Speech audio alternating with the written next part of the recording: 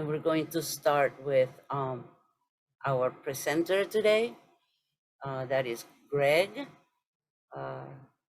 So whenever you're ready, Greg, we are here to listen and share.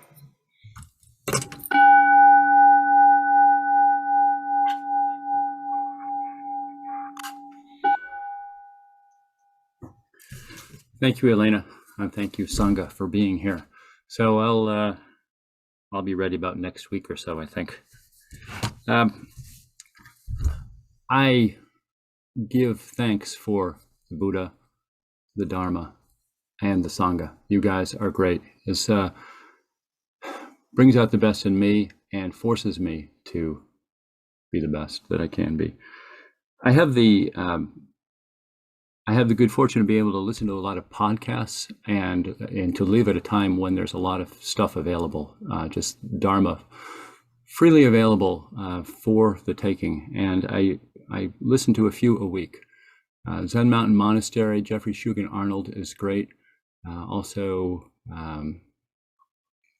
Everyday Zen, Upaya, a couple others that I listen to. But for the most part, the Zen Mountain Monastery has been really my go-to podcast, and I listen to them mowing the lawn, going on long drives, and it's great.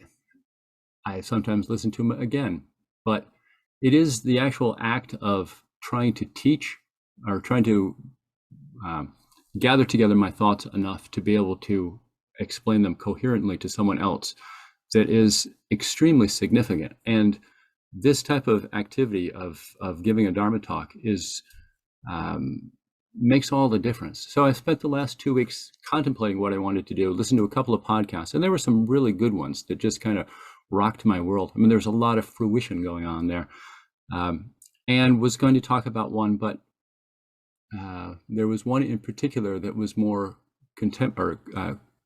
in line with recent activities, and this was had to do with the shootings at Uvalde and other shootings also. So I was going to do that, and then I moved on to something else, and then I moved back to that again, just because it was very profound, and I think very, very important or significant or useful. So anyway, so that's what I want to talk about here. The podcast itself was a Dharma encounter between the abbot and his students. It was the end of I think a week-long session, and they had this Dharma encounter where he presented a topic, and the topic he chose was the parable of the poison and the cure. So the particular portion of that he talked about was how can we be skillful when we are under the influence of our delusions? And it was a really good talk. He gave an explanation or an intro or a prompt, and then people came up and they didn't know what the topic was going to be, and then they responded to it, and then they had a discussion, and it was beautiful. So I don't necessarily want to reflect too much on that, on the overall thing, but a couple of the points that came up I thought were really useful to me, and I wanted to share them. So anyway, just as a review, the Uvalde shooting was May 24th. An 18-year-old fatally shot 19 students, 2 teachers, and wounded 17 other people. The people in this encounter group had been kind of sequestered for the last week or so, so they didn't know about this. And when they came out, Jeffrey Shooting Arnold broke the news to them, which is something he talked about how he dealt with that and how he wanted to present it. But anyway, as a result of this monumentous news, when they came out of it, most of the conversations kind of centered on that, and how, if basically the question is, how do you bear the unbearable? And so that's what he talked about. A couple of things that came out of it for me. Well, let me just give an overview first. The couple of things that came out of it, and then I'm going to let some poets respond to it that are much more adept at the language than I am. But what I got from it, when we have a situation that arises strong anger, guilt, and pain, There are two common reactions to it, and one is to get rid of it, to get past it, to ignore it, to bury it, distract ourselves from it, and other there are other ways of doing that. The other way is to get entangled by it. So we go so deep into it, we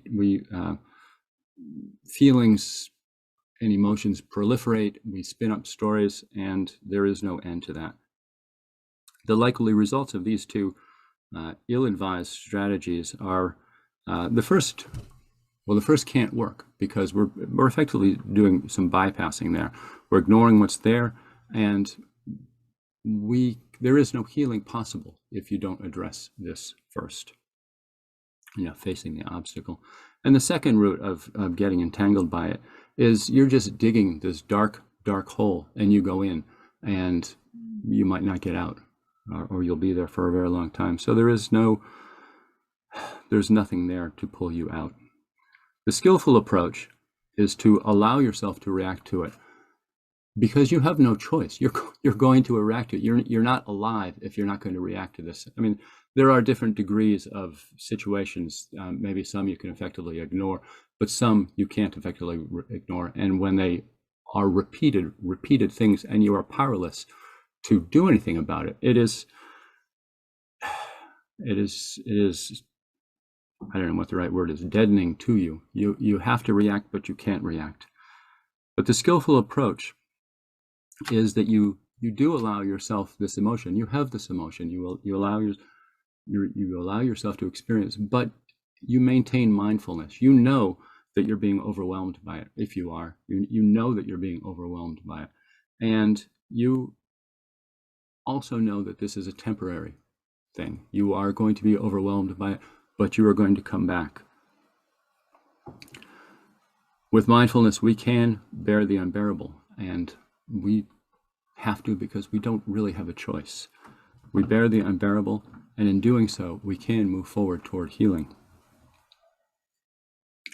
And musing over this, I just had a couple of lines that came to me. We exist in two worlds, and we have power. Both have power, and both have much to teach us. I mean, I think we know that the ultimate certainly has power in a lot to teach us, and that's why we practice, to touch that, to experience that, to let it inform us. The other, where we have these events in the samsaric world, and have these emotional responses to them. I'm going to have difficulty saying this. This was actually from a different talk he was giving, but the power of your emotions is we have a lot to learn from that also. And a lot of times we don't learn it because we're afraid of it. So we suppress it, or we think we process it, but we're still, rightfully so, afraid of where it can take us, and can we get back from it. And this is a slippery slope. I mean, not a slippery slope, a dangerous ground. And I'm not necessarily advocating pushing into that, but there is that is an option that some traditions take also, where you have you use your emotions and you learn from them, and you have some mechanism of pulling back from the brink. A good quote, Master Linji says, "A true person of no rank continually moves in and out of their senses." The meaning of this, a true person of no rank, is a person that has no signs. They are, they have no signs, they have no rank. They are the true person. And that applies to what's inside of us also, the true person inside of us, stripped of all of this other extraneous stuff that's not really us. The true person continually moves in and out of their senses. And so this moving in and out of their senses is moving into their skandhas. I mean, that is what we are. That is what we exist in, the skandhas. That this, when the skandhas are gone, we're gone. I mean, there might be, arguably something left, a momentum and inertia, karma there. But basically, this is what we are. So it is a gift and a curse, but we live there, and that is what we are. So the true person moves in and out of the skandhas without being caught by them. And this is the middle way. So some of the advice that came out of this talk is how can you move forward from something like this? Some of the suggestions: allow yourself to take it all in. Don't grasp, don't push away, don't add to it. Open your heart to yourself and others, but be mindful of everything, especially how you are being affected. What is this, and what does it have to teach me? So for the rest of my talk, I was going to let Thich Nhat Hanh talk a little bit.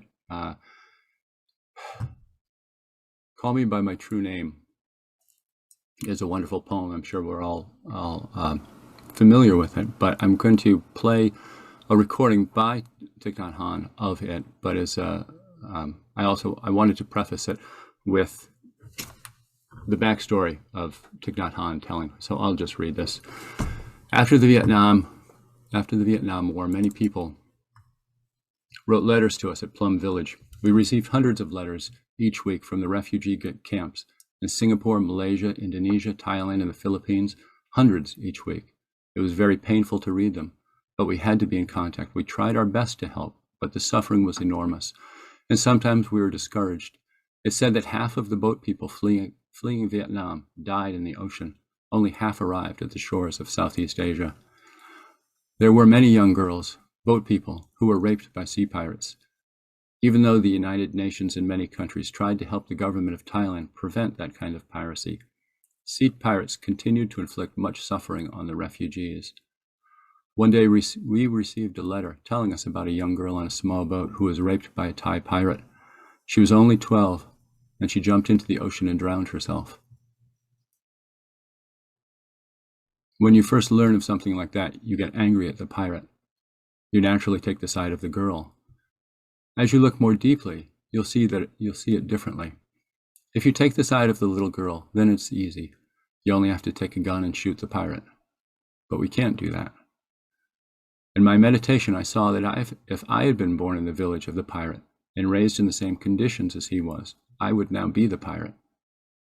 There is a great likelihood that I would become a pirate. I can't condemn myself so easily. In my meditation, I saw that many babies are born along the Gulf of Siam, hundreds every day.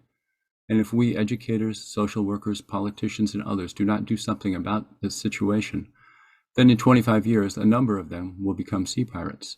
That's certain. If you or I were born today, in those fishing villages, we might become sea pirates in 25 years. If you take a gun and shoot this pirate, you shoot all of us, because all of us are to some extent responsible for this state of affairs. After a long meditation, I wrote this poem. In it, there are three people: the 12-year-old girl, the pirate, and me. Can we look at each other and recognize ourselves in each other? The title of the poem is Please Call Me by My True Names. Because I have so many names, when I hear one of these names, I have to say yes.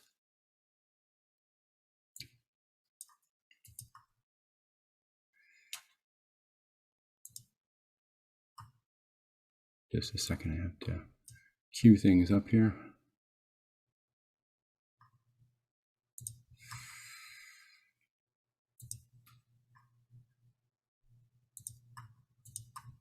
So I'm going to attempt to share sound and video, or a screen share.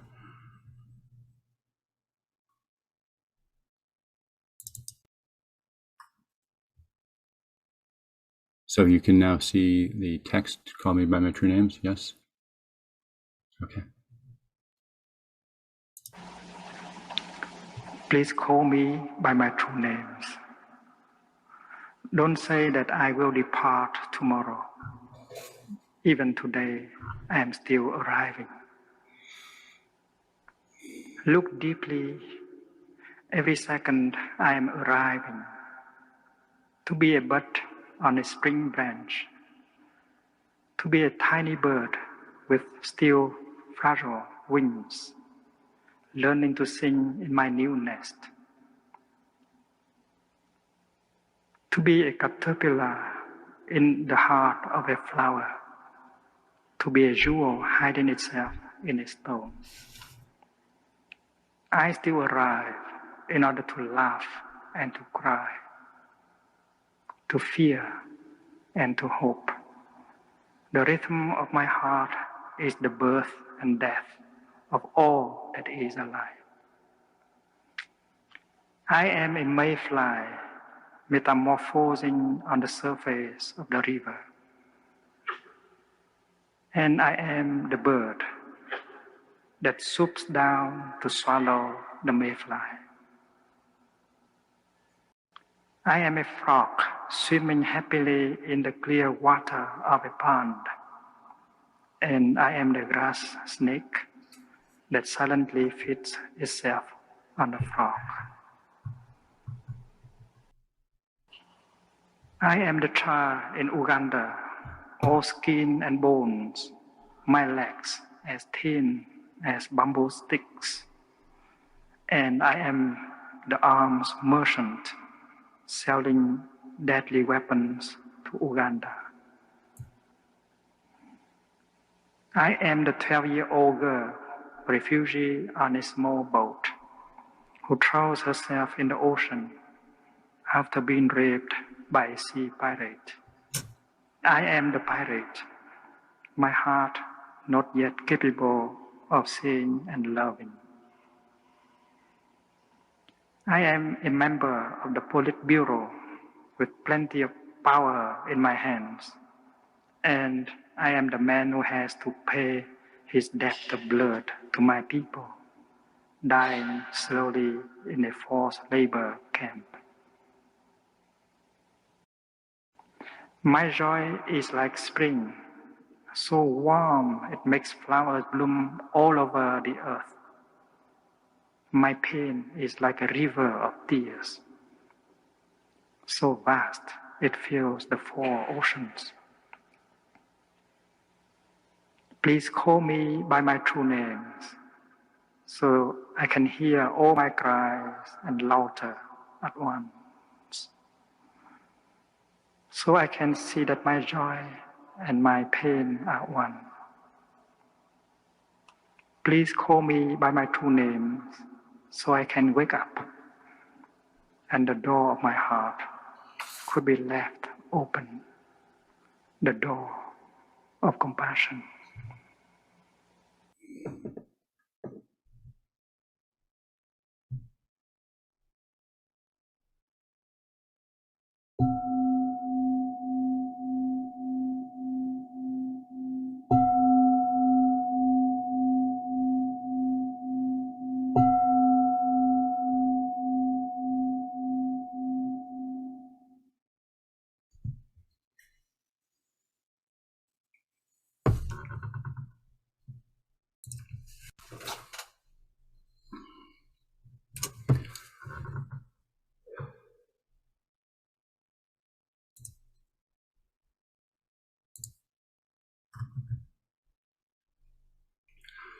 The last thing I wanted to share was another poem. This is a great way to end because there is a call to action in it.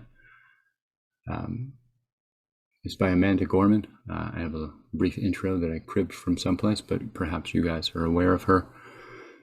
Amanda Gorman is a 24-year-old American poet and activist. Her work focuses on the issues of oppression, feminism, race, and marginalization, as well as the African diaspora. Gorman was the first person to be named National Youth Poet Laureate. She published the poetry book, The One for Whom Food Is Not Enough, in 2015. In 2021, she delivered her poem, The Hill We Climb, at the inauguration of the US President Joe Biden. This audio reading of The Hymn for the Hurting was excerpted from a 5/31/22 NPR interview. I can include the link in the follow-ups.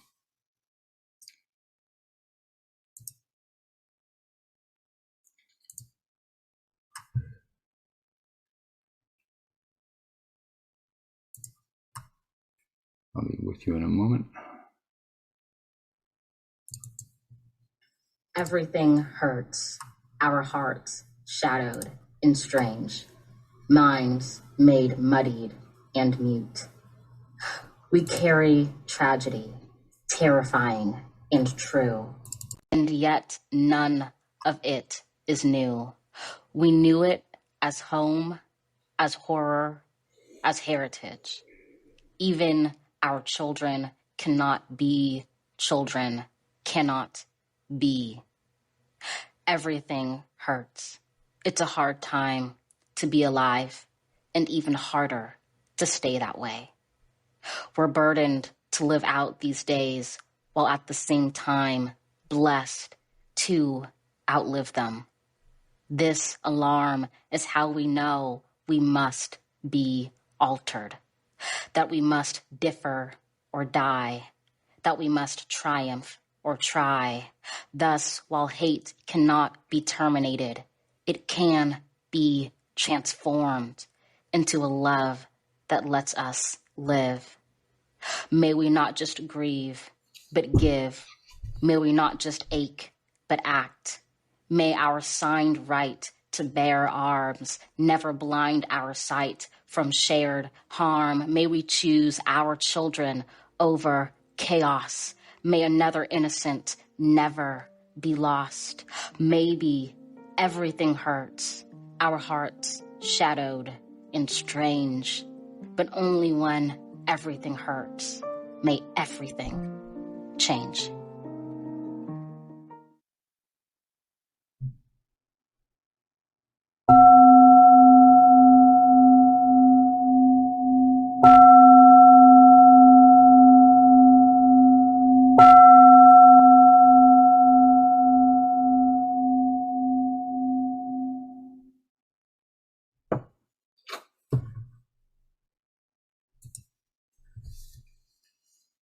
Thank you, Sangha.